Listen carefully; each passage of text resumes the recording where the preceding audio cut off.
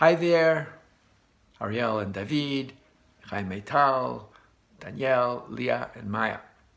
So I'm going to skip to Parshat Acharei because there the Midrash deals almost entirely with the question that Danielle and Leah brought up last week. Namely, was it fair that the children of Aharon should die for what seemingly is not such a grave sin?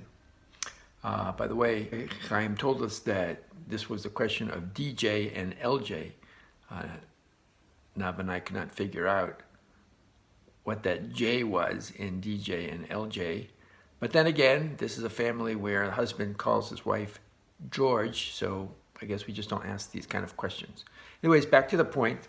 So the Midrash, interestingly enough, uses the vehicle of Ecclesiastes of Koheles to sort of lodge the complaint about the fairness of the punishment of the sons of Aharon. Because after all, Kohelet is full of seeming complaints, depends how you read it.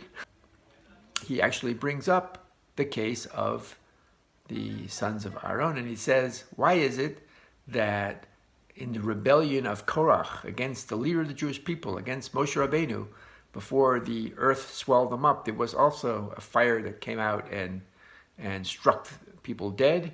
How could you give the same punishment for that, insurrection as you did for the sons of Aharon?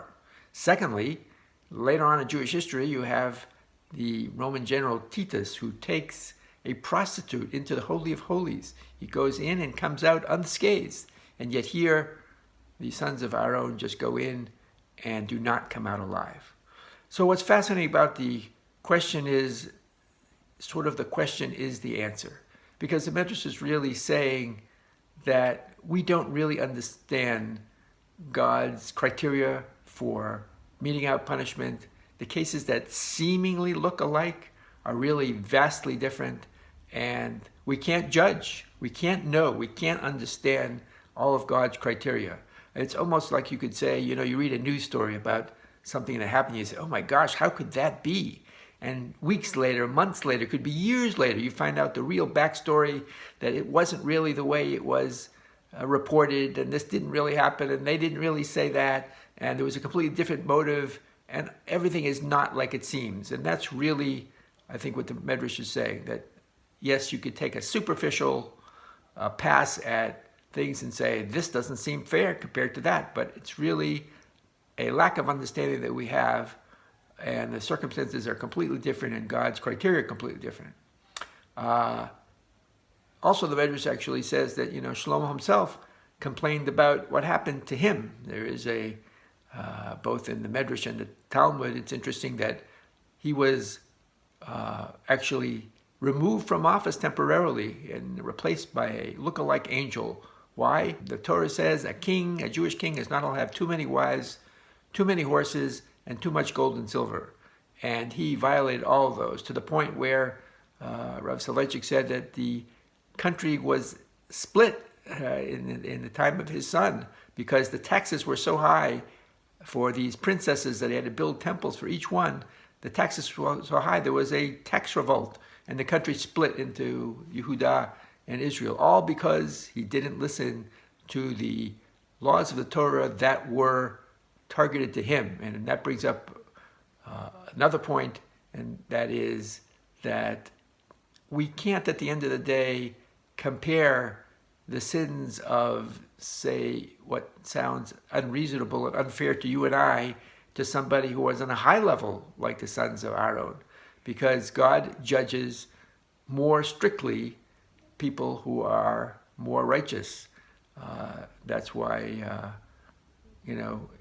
that's why the king Shlomo was removed from his office. That's why, for example, Moshe hit the rock and he, seemingly didn't get into Eretz Yisrael because of that.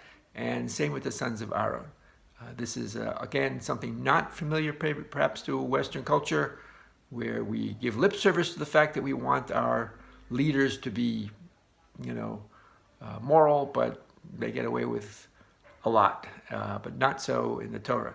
So to sum up, you have this idea that we don't understand the way God judges. We don't understand the circumstances, and there's a higher standard. And I mentioned some of this in some of the answers on the back and forth from last week on Signal, that the Midrash does say that there was quite a bit of haughtiness. The sons of Aharon weren't married because no one was good enough for them. They were waiting for their father and their uncle Moshe and Aharon to die so they could take over. They stared at God's presence while eating, as opposed to Moses, who turned away when he saw when God revealed himself at the burning bush. But all this you could also say, is not really the reason, because maybe our haughtiness is way more than their haughtiness. But again, at their level and who they were, there are higher expectations. So those are the two basic answers. I hope it resonates, and if not, let's hear about it. Love you all. Bye-bye.